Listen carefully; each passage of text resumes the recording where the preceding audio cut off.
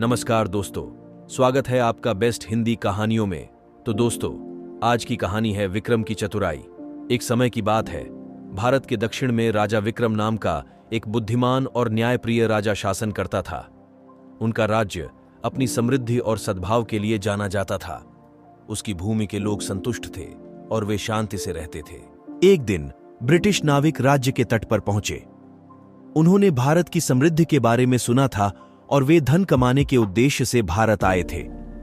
Captain Edmund के नेतृत्व में नाविक राजा विक्रम की तरह दयालु और निष्पक्ष नहीं थे।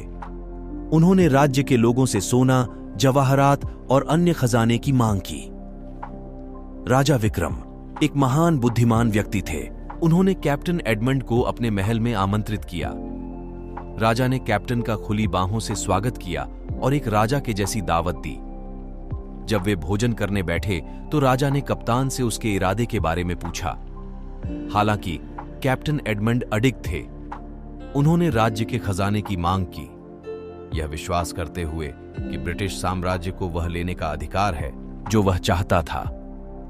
राजा विक्रम ने धैर्यपूर्वक सुना और फिर बोले, कैप्टन एडमंड, मैं धन के लिए आपकी इच्छा को समझता हूं, लेकिन मेरे पास एक प्रस्ताव है।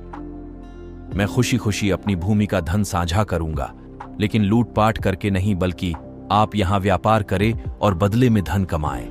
मैं आपसे और आपके दल से मेरे लोगों को मूल्यवान शिक्षा देने के लिए कहता हूं। आपकी दुनिया से कौशल और ज्ञान। आइए हम न केवल वस्तुओं का बल्कि ज्ञान का भी आदान प्रदान करें।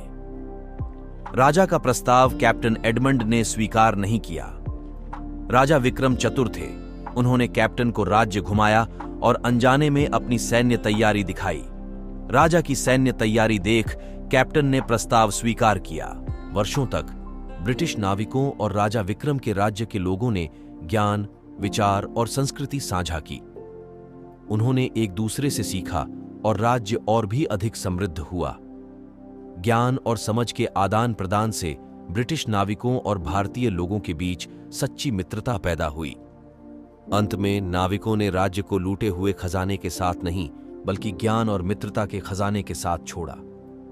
राजा विक्रम का राज्य फलता फूलता रहा। और कहानी का सार यह है दोस्तों कि सहयोग और आपसी समझ से समृद्धि और दोस्ती हो सकती है, जबकि लालच और आक्रामकता का परिणाम अक्सर संघर्ष और नुकसान होता है। कहानी अच्छी लगी तो लाइक, शेयर और सब्सक्राइब जरूर करें। धन्यवाद दोस्तों।